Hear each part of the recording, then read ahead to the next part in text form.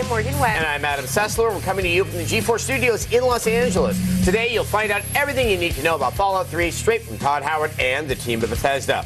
We'll take you inside the game's apocalyptic future, see what's become of a bombed-out Washington, D.C., and bring you an exclusive look at Rivet City, a society thriving inside a wrecked aircraft carrier. Plus, the game's creative team will explain how this RPG shooter works. They'll walk us through the role-playing elements that will keep you up all night trying to improve your agility. Then we'll educate you in the ways of VATS, the Vault-Tec-assisted targeting system, and show you how easy it is to blow your enemies to pieces. And for you aspiring game developers, executive producer Todd Howard returns with more sage advice in Todd Time. Now, Fallout 3, first and foremost, is an open-world game. While that means you're less likely to run into invisible walls and a rigid story, it also means that you could get lost in meaningless tasks and sightseeing. We sat down with the crew at Bethesda to find out how they walked this tightrope.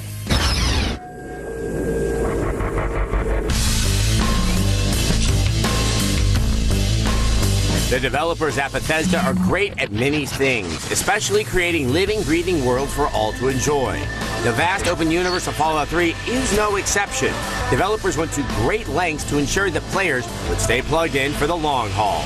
So there's a main quest, and then do you have a lot of side quests? Yeah, I mean, it's probably about 20 to 25 hours to complete the main quest if you really kind of stick to it. But there's probably 100 hours of gameplay in the game, so there's so much other stuff to do out in the world. The world of Fallout 3 is a sprawling post-apocalyptic landscape. The big thing with our vision is it's DC. You know, it's DC 200 years after nuclear war, so it's, you know, what would that look like? What would it feel like? As you can imagine, the game's universe is scattered with repurposed technology and communities built partially out of scrap heaps. So you get Megaton, that's built out of a downed jetliner, and then Rivet City, which is really cool, which is the biggest city, which is built, you know, inside a beached aircraft carrier. So the idea is, oh, you know, down by the naval yard, you have a beached aircraft carrier, and the humans would be like, let's go in there. Overall, the world of Fallout 3 is way bigger than developers initially planned.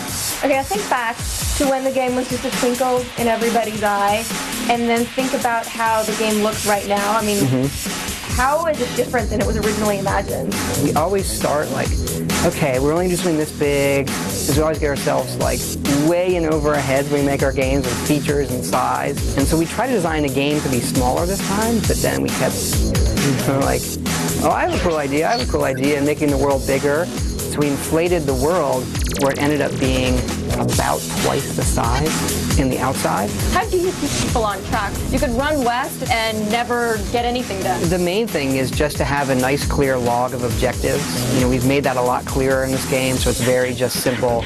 You need to talk to this person.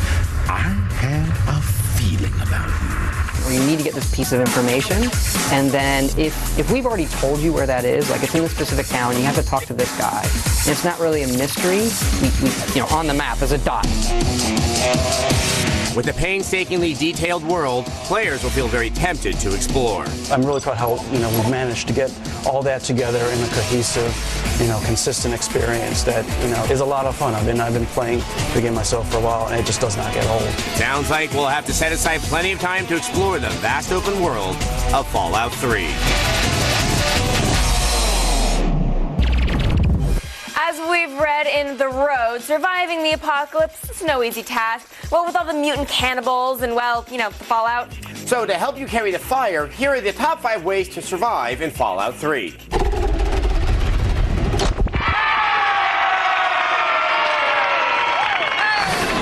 Number 5 is get a hold of a fat man. No, we're not talking about William Conrad. This is the portable nuclear bomb gun that Sarah Palin wants to be able to hunt moose with. Number 4 is consult your Pip-Boy 3000. It's like the iPhone of the apocalypse, but probably with better battery life. Number 3 is find a friend, preferably a robot. That way, when they start telling you about how cute their new dog is for the 1000th time, you can just turn them off. Coming in at number 2 is watch out for radiation. Hey, if it can kill former Russian spies, then it can kill you too. And number 1 is get familiar with VATS. This system allows you to target specific body parts, but unlike Butters, you can't shoot people in the junk. Most people know Bethesda as the developers of Oblivion and Fallout 3 and for creating open-world games with plenty of choice. Now, believe it or not, the company started off on a different path, even making games about John Connor's nemesis. Fallout 3 is not the first Bethesda game to deal with a post-nuclear nightmare. You got something you want to prove, boy? In the early 90s, they worked on several PC games with the Terminator license. But Bethesda's pedigree as an open-world game developer had its humble beginnings in 1994 with the release of The Elder Scrolls Arena. What was kind of the turning point from sort of the older school games that you guys were working on? Well, Arena actually started out as a gladiator combat game. It was just going to be sort of straight guys in arena fighting it out, and it kind of evolved from that to like, well, what if you could go around outside of the arena and go do stuff, and it sort of turned into this giant go anywhere you want, do anything you want game. So I think the real turning point for us was probably in 1999. Our company got acquired by ZeniMax Media, which is our parent company, and really brought us resources and the freedom to say, you guys can go do whatever, and what do you want to do? And so I think that was the point at which we branched out and brought Morrowind out in 2002. Go ahead. In Morrowind, the big development on that was actually the tools to make the game. My patience is limited. Was the thing that almost was the bigger breakthrough for us. Make sure this information is correct. So those tools are really what allow us as a team to put huge amounts of content into a world and be able to manage it without, going completely insane. And I think over the years we've gotten better and better at how do you make a huge game and still keep it manageable and still be able to define the experience for the player. The experience gained working on Morrowind and its sequel Oblivion prepared Bethesda for the Fallout 3 project. What do you think is sort of the overall philosophy of how you guys approach these games? I mean, the big thing for us, and the reason we wanted to go get Fallout in the first place, is at its core, it was still about, go do whatever you want and be whatever kind of person you want. So how they go about doing it and what kinds of experiences you have can be very different. Excellent. Excellent. At its core, that's what we like to do. We like to just go crazy with, can I do that? Yeah, sure. Whatever you see, whatever you want to go do, it's up to you. Coming up on xPlay's Fallout 3 special. Get ready for Todd Time. One of gaming's biggest names will tell you what's the recipe for success. Then the crew at Bethesda explains what it takes to make an RPG shooter and how to turn your character into an unstoppable killing machine. Plus, we explore the decimated future of Washington, D.C. and see how it was all created. You'll learn the ins and outs of bats and see how easy it is to take down your foes with the push of a button. All that and more right after this.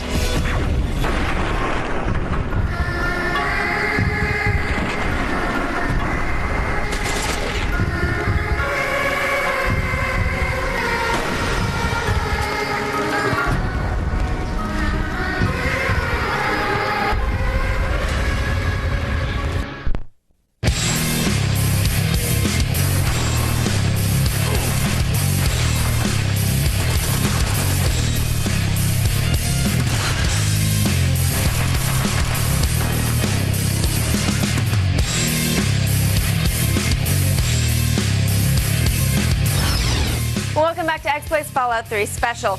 Todd Howard is Fallout 3's director, which I think means he takes credit for everyone's work and sleeps with models. At least that's what our director does. Whether or not that's true, Todd does know a thing or two about games. What time is it? Game design time. What time is it? Never a late time. What time is it? Say his name time. It's Todd time. Todd time. There are 3 rules that we develop our games by here at Bethesda Game Studios. Number 1, great games are played, not made. If you really try to follow a strict design on paper, your game may not end up the way you want. So we try to get everything we can in the game, play with it, change it, make it better. Number 2, keep it simple.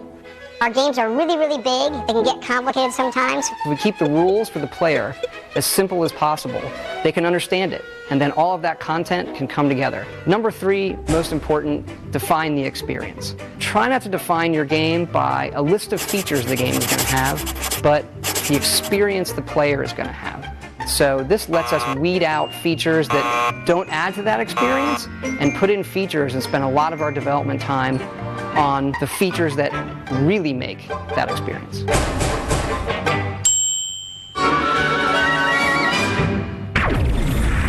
Intricate leveling systems are great for RPGs with swords and magic and silly quests, but they don't necessarily work with games that have first-person shooting. Somehow Fallout 3 seems to make it work, and here's how they do it.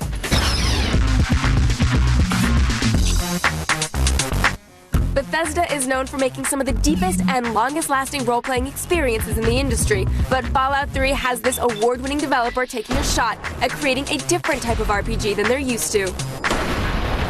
One of the big things that Emil and Todd talked about from the very beginning was coming up, first of all, how are we going to do role-playing with guns? Because it's not the easiest thing in the world to do.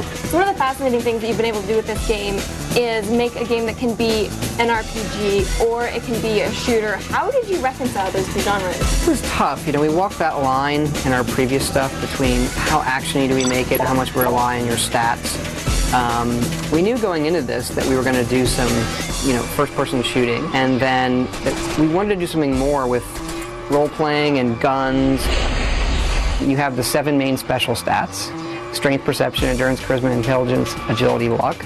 And then you also have 13 skills, which cover more the minute-to-minute actions you do in the game, like specific guns and lockpicking and sneaking. When you level your character up, obviously you get to pick what you want to be good at, and then you're not going to be good at the other things. In what other ways can you level up your character? So you obviously get experience points for killing people. Every time you discover a location in the world, you get experience points for finishing quests, doing things like successfully picking a lock or hacking a computer. And then once you level up, you get to spend those skill points. So everything has a cause and effect. The more points you put into melee or energy weapons, the more damage you're going to be able to do, the more accurate you're going to be with those weapons. You continue to put all your points into lockpicking, but not combat, so you're not getting better at killing people, but you're able to break into places where you're getting really stupid powerful stuff, so that even though you're not as good at using them, they're so powerful that you're better at combat because you're getting access to resources you wouldn't have had otherwise. You also get to pick a perk, which is a really powerful way of further defining what kind of character do I want to play. You can use those to increase skills that you already have or give yourself new abilities. So for example, if you're playing as a female character, you can pick the Black Widow perk. And what that allows you to do is you do more damage towards men in combat, and every now and then when you're talking to certain guys, you get a special dialogue option that you wouldn't otherwise get.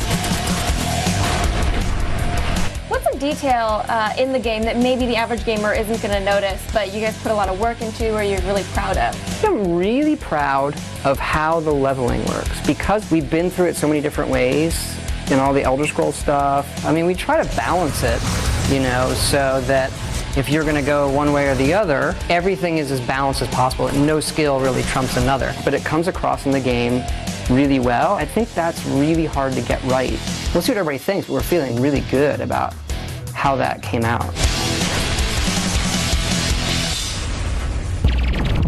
When xPlay's Fallout 3 Special returns, we show you how to blow stuff up good with VATS, as well as dive into the game's wholesome end-of-the-world style. Stay with us.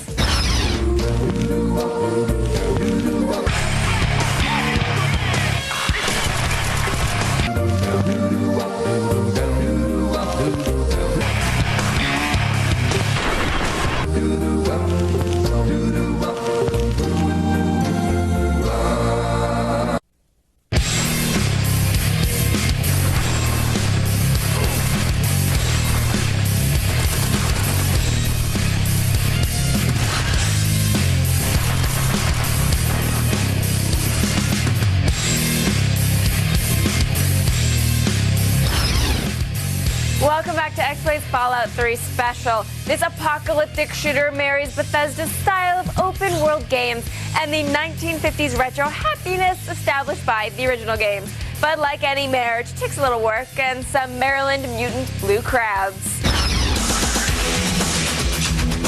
Fallout 3 may have a retro vibe, but its art and technology are definitely cutting edge. For game makers, going from the fantasy world of Oblivion to the post-apocalyptic universe of Fallout was a unique transition. What did you want to take from some of the previous games? We absolutely had to have sort of the staple Fallout, retro 1950s futuristic vibe. That's something very unique to the franchise and basically sort of informs basically the whole world in terms of how it looks and how it feels. When you said, okay, we're going to do Fallout, we're going to do post-apocalyptic, what were kind of those aesthetic rules that you laid out? It's 1950s, it's an alternate universe, so you don't just sort of walk down to DC and look at all the buildings and go, okay, we're just going to have all of this but destroy it. It's like, well, what would have been in this world and what wouldn't, and how do we bring out that sort of 50s influence, the Googie architecture, things where, you know, it's cool and futuristic, but it's really kind of clunky and retro at the same time. To get the look of Fallout 3 just right, artists had to balance a Mad Max aesthetic with anachronistic charm. You know, it is a balance to not only figure out what would have been in the world that got destroyed and what would DC have looked like as this timeline progressed before the war, and then looking at, you know, what would the world look like, how would the creatures have mutated. You know, the Mirelurks, for example, are riffed on what would giant Maryland mutated blue crabs look like. What is sort of your vision of what the world of Fallout is? It's post-apocalyptic, but it's not your sort of standard road warrior post-apocalyptic. You have to understand the world, and the world was sort of like a, you know, Disney-esque world of tomorrow. That's what got nuked. So it's a little bit road warrior, but it's also a little bit, you know, like Leave It to Beaver. We actually, oddly enough, we found the more we destroyed it, the cooler it looked. You know, if we could show a hint of something that existed before, and then if there's a giant rubble. In order to keep the game's look fresh, developers set it in a completely different location. Usually you think of sort of out west, California desert, Mad Max kind of environment, and that's when you think of a barren wasteland. That's where it starts. And we actually, you know, moved the location of this game someplace new, to the East Coast. It's got a different feel to it. In terms of technology, the developers at Bethesda have valuable experience under their belt. Oblivion was an astoundingly complex game that appeared on several platforms. What is the tech that we're looking at there? So you have this amazing draw distance, and it has this amazing detail right up in front of you. In Fallout, we are basically taking the Oblivion tech and then building on top of it and taking all of those learnings to figure out, you know, here's how we blend textures to make things load in better and to draw further out and have the frame rate be, you know, what's probably twice as much stuff on the screen running at a faster frame rate than it was in Oblivion, simply because, you know, we've been working on these platforms now for years, and the freedom that the game allows you is being able to convey that visually. It looks like designers have good reason to be pleased with the results.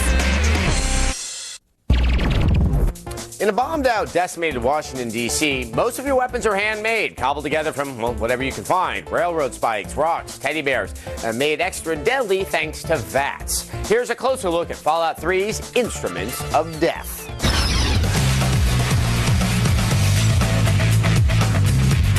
You can't talk about Fallout 3's combat and not start the conversation with the Vault-Tec assisted targeting system. VATS allows the player to slow down time, choose a target, and achieve some very bloody results.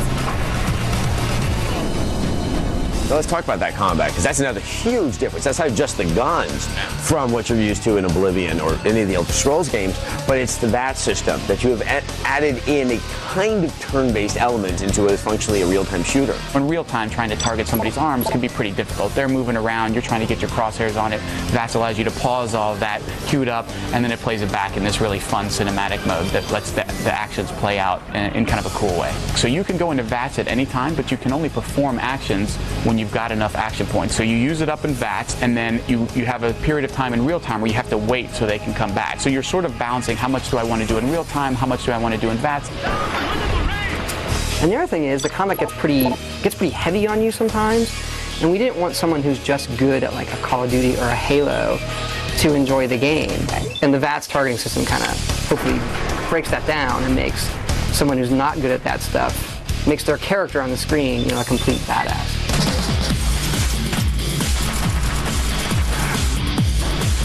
Okay, let's talk about some of the weapons in the game. What are some of the variety you're going to see?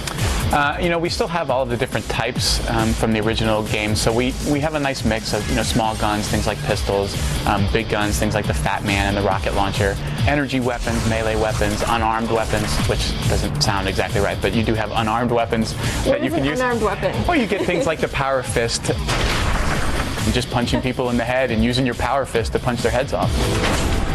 What are some of the more interesting ones that you have in the game? The rocket launcher, which I know you like. There are only certain things you can put in it. The damage is based on, you know, the weight and velocity of the thing. So teddy bear is actually hard to kill somebody with. The railway rifle, that's the one you can build that shoots rail spikes. It's got the good train whistle sound when you shoot it. And it pins limbs to things when you get criticals.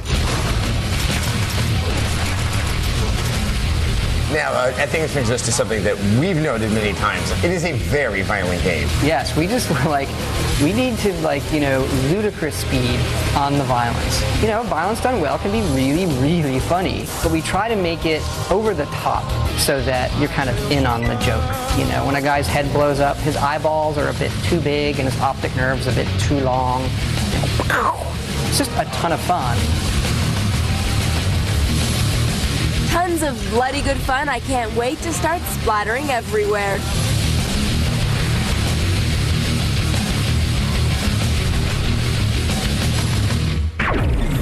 Kaboom! Well, that about does it. Thank you to everyone at Bethesda for taking us inside this amazingly gory world. And rather destroyed world as well. Gory and destroyed. All right, up next, we got more X-Play. You must have maxed out your luck stats.